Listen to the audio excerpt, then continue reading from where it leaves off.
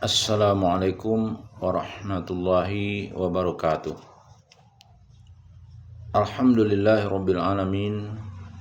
Wa bihi nasta'inuhu ala umurid dunya waddin.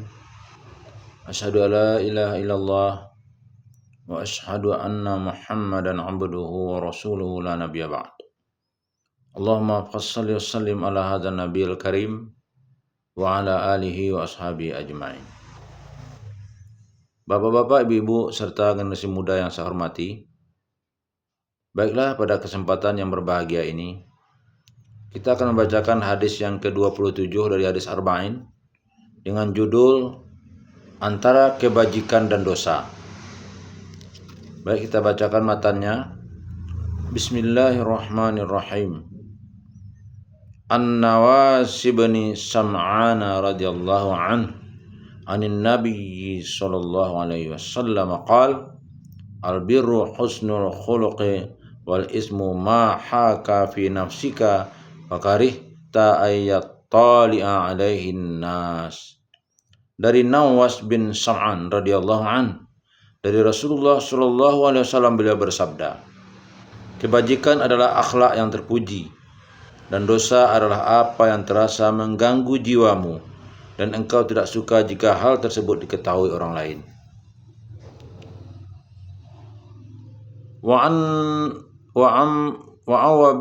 awabi satabani Ma'bad radhiyallahu anhu qala ataitu Rasulullah sallallahu alaihi wasallam faqala ji'ta tas'alu 'anil birri qultu na'am qala istafti qalbak albirru ma'annat ilaihin nafsu wa ma'anna ilaihil qalb wal ithmu ma haka fin nafsi wa taraddada fis sadri wa in aftakan nasu wa aftuk. Dan diriwayatkan dari Wabisah bin Ma'bad radhiyallahu an, ia berkata, aku mendatangi Rasulullah sallallahu alaihi wasallam dan beliau bertanya, engkau datang untuk bertanya tentang kebajikan? Aku menjawab, ya benar. Kemudian baginda bersabda, mintalah fatwa, tanyakan pada jiwamu. Kebaikan adalah perkara yang membuat jiwamu tenang dan hatimu tentram, sedang dosa adalah perkara yang merasa mengganjal dalam jiwa dan terasa meragukan dalam dada, meski manusia telah memberi fatwa kepadamu. Hadis Nawas bin Sam'an diriwayatkan oleh Imam Muslim dalam kitab Al-Birru was-Silah bab tafsirul bir wal ithm. Sedang hadis Wabisah bin Ma'bad yang sanadnya hasan itu diriwayatkan oleh Imam Ahmad dalam musnadnya 4/28, juga diriwayatkan oleh Ad-Darami. Keutamaan hadis. Ibnu Hajar Al-Haytami berkata, hadis ini merupakan ucapan Rasulullah yang singkat dan penuh makna, bahkan termasuk ucapan yang paling singkat, karena kata kebajikan adalah kata yang mencakup semua perbuatan dan perkara yang baik-baik. Sedang kata dosa adalah kata yang mencakup semua perbuatan yang jahat dan perbuatan keji lainnya, baik yang besar maupun yang kecil. Karena itulah Nabi sallallahu alaihi wasallam menghadapkan keduanya secara langsung dan menjadikan keduanya saling berlawanan. B. Penjelasan kata dalam hadis. Albir maksudnya seluruh perbuatan yang bernilai baik, bajik dan diridai Allah Subhanahu wa taala. Husnul khuluq, akhlak terpuji, maksudnya berakhlak atau beradab dengan adab Allah yang disyariatkan kepada hambanya, yaitu dengan menjalankan perintahnya dan menjauhi larangannya. Al-ism maksudnya dosa dengan segala macamnya. Ma haka fi nafsik maksudnya adalah segala sesuatu yang menyebabkan bimbangnya jiwa lantaran suatu kegundahan, ketakutan dan kekacauan, sehingga dada tidak lapang dan hati tidak tentram. C. Pemahaman atau pelajaran dalam hadis. 1. Definisi kebajikan.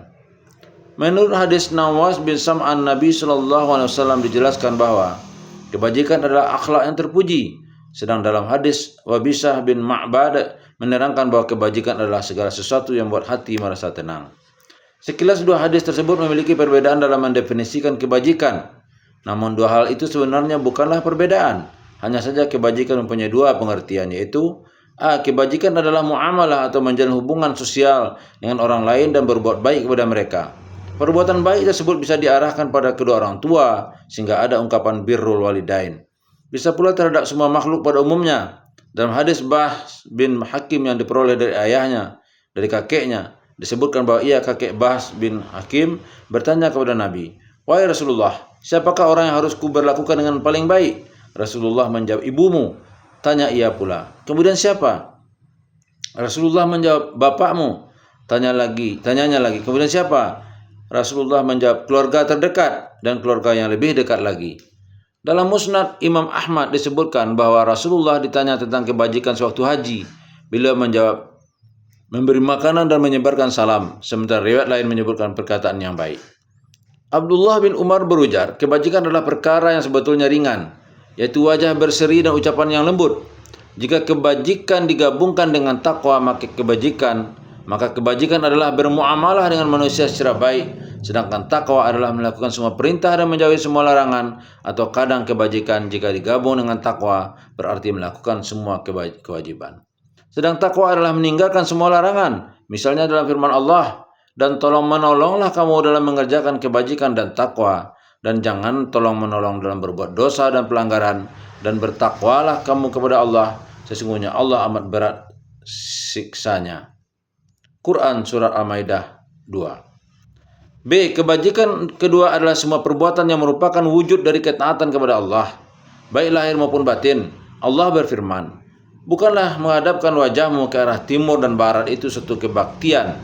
Akan tetapi sesungguhnya kebaktian itu ialah beriman kepada Allah, hari kemudian, malaikat-malaikat, kitab-kitab, nabi-nabi, dan memberikan harta yang dicintainya kepada kerabatnya, anak-anak yatim, orang-orang miskin, musafir yang memerlukan pertolongan, dan orang-orang yang meminta-minta, dan memerdekakan hamba sahaya, mendirikan solat, dan menunaikan zakat, dan orang-orang yang menepati janjinya apabila ia berjanji, dan orang-orang yang sabar dalam kesempitan, penderitaan, dan dalam peperangan. Mereka itulah orang-orang yang benar imannya, dan mereka itulah orang-orang yang bertakwa." Quran Surah Al-Baqarah 177. Dalam ayat ini kita pahami bahwa kebajikan meliputi semua ketaatan kepada Allah. Misalnya beriman kepada Allah, kepada malaikat-malaikatnya, kitab-kitabnya, para rasulnya, dan beriman kepada hari akhir juga meliputi perbuatan lahir, misalnya infak, sholat, zakat, menepati janji, sabar, dan lain sebagainya. 2. Kebenaran bisa diketahui dari fitrah manusia. Sabda Nabi bahwa kebajikan adalah sesuatu yang membuat hati dan jiwa tenang, merupakan bukti bahwa Allah Subhanahu wa taala telah memberikan fitrah kepada hambanya untuk bisa mengetahui kebenaran hingga bisa menerimanya. Rasulullah bersabda, setiap bayi dilahirkan dalam keadaan fitrah atau suci. Abu Hurairah yang meriwayatkan hadis ini berkata, jika kalian mau maka bacalah ayat, tetaplah atas fitrah Allah yang telah menciptakan manusia menurut fitrah itu. Quran Surah Ar-Rum 30. Allah juga telah memberitahukan bahwa hati seorang mukmin akan merasa senang dengan zikir kepadanya, karena hati akan lapang dengan cahaya keimanan. Karena itu bila berhadapan dengan sesuatu yang samar atau tidak jelas, lalu dikembalikan kepada hati, dan hati tersebut merasa tenang, maka hal itu adalah kebajikan. Namun jika hati merasa resah dan gelisah, maka dipastikan bahwa hal itu adalah dosa. Allah berfirman, ingatlah hanya dengan zikir kepada Allah lah hati menjadi tenang, hati menjadi tentram. Quran Surah Ar-Ra'd ayat 28. 3. Tanda-tanda dosa. Berikut tanda-tanda dosa, internal dan eksternal. Tanda internal adalah kegundahan dalam hati atau tidak merasa tenang. Rasulullah bersabda, dosa adalah apa yang mengganjal dalam jiwamu. Dengan demikian betullah apa yang dikatakan Ibnu Mas'ud bahwa dosa adalah kekepedean hati. Adapun tanda eksternal adalah tidak suka jika diketahui oleh manusia. 4. Ragu-ragu terhadap fatwa. Jika seseorang meragukan suatu fatwa atau dalam hatinya merasa belum nyaman berkaitan dengan fatwa yang bersangkutan, atau fatwa tersebut juga tidak didasari oleh nas syar'i, ijma' atau qiyas yang bisa dipertanggungjawabkan, maka kondisi seperti itu seseorang boleh meninggalkan fatwa tersebut. Lain halnya jika fatwa itu didasari oleh nas syar'i, baik Al-Quran maupun sunnah, maka seorang muslim wajib komitmen dengan fatwa tersebut meski hatinya masih diliputi rasa gundah. Karena di hadapan nas, seorang muslim tidak memiliki pilihan lain kecuali menaatinya. Allah berfirman, dan tidaklah patut bagi laki-laki yang mukmin Dan tidak pula bagi perempuan yang mukmin apabila Allah dan Rasulnya telah menetapkan suatu ketetapan akan ada bagi mereka pilihan yang lain tentang urusan mereka, dan barang siapa yang mendurhakai Allah dan Rasulnya maka sesungguhnya dia telah sesat yang nyata. Quran surah Al-Ahzab 36. Karena itu seorang muslim harus menerima setiap keputusan Allah dan Rasulnya dengan lapang dada dan penuh kerelaan. Dalam ayat lain Allah berfirman, maka demi Rabbmu mereka pada hakikatnya tidak beriman hingga mereka menjadikan kamu hakim dalam perkara yang mereka perselisihkan, kemudian mereka tidak merasa keberatan dalam hati mereka terhadap putusan yang kamu berikan, dan mereka menerima dengan sepenuhnya. Quran surah An-Nisa 65. 5. Mukjizat Rasulullah SAW. Hadis yang diriwayatkan oleh Wabisah di atas merupakan mukjizat yang dimiliki Nabi Muhammad SAW, karena sesuatu yang belum diutarakan telah bisa diketahui oleh Rasulullah SAW. Dan kenyataannya memang Wabisah datang kepada Nabi Muhammad untuk menanyakan masalah albir atau kebajikan. Namun ketika pertanyaan belum diajukan Rasulullah, malah bertanya kepada Wabisah, engkau datang untuk bertanya tentang kebajikan? Wabisah menjawab, ya. Lalu Rasulullah pun menjelaskan albir atau kebajikan dan al-itsm atau dosa kepada Wabisah sebagaimana yang disebutkan dalam hadis di atas. 6. Menghadapi manusia sesuai dengan kemampuan intelektualnya. Dalam menjawab pertanyaan Wabisah tentang kebajikan dan dosa, Rasulullah hanya menjelaskan secara singkat, bahkan sangat singkat. Mengapa demikian? Karena Rasulullah paham betul kalau Wabisah memiliki daya intelektual yang tinggi. Jika tidak, tentulah Rasulullah tidak akan menjawab dengan kalimat yang sangat singkat tersebut. Karena orang-orang yang daya intelektualnya rendah hanya akan memahami sesuatu jika dijabarkan secara detail. Fenomena di atas juga menunjukkan kepiawaian Rasulullah dalam membina para sahabatnya, di mana Rasulullah menghadapi mereka sesuai dengan kemampuan intelektualnya. 7. Rasulullah memiliki akhlak yang paling mulia. Akhlak Rasulullah adalah paling mulia karena merupakan implementasi dari syariah dan berbagai adab dalam Al-Quran. Karenanya Allah memuji beliau dalam ayatnya, dan sesungguhnya kamu benar-benar berbukti pekerti yang agung. Quran surah Al-Qalam ayat 4. Aisyah radhiyallahu anha berkata, akhlak Rasulullah adalah Al-Quran. Ini tidak lain karena Rasulullah melaksanakan semua adab yang ada dalam Al-Quran, menjalankan semua perintah dan menjauhi semua larangan yang ada dalam Al-Quran, sehingga implementasi dari semua nilai-nilai yang ada dalam Al-Quran tersebut telah terinternalisasi, menyatu, dan menjadi kebiasaan dan tabiat. 8. Hadis di atas juga memberikan pelajaran agar kita berusaha memiliki akhlak yang mulia, karena akhlak yang mulia merupakan bagian kebajikan yang paling agung. 9. Islam sangat menghargai hati. 10. Agama sangat memperhatikan sisi dalam nurani pada manusia, berbeda dengan hukum konvensional buatan manusia yang hanya melihat sisi luar. 11. Agama bisa menghalangi seseorang dari berbuat dosa, karena agama menundukkan jiwa sebagai pengawas bersama Allah terhadap setiap manusia, berbeda dengan hukum konvensional yang hanya menekankan sisi luar, sehingga dimungkinkan seseorang melakukan dosa atau berbuat kesalahan jika tidak ada yang melihat. Semoga ada manfaatnya. Assalamualaikum warahmatullahi wabarakatuh.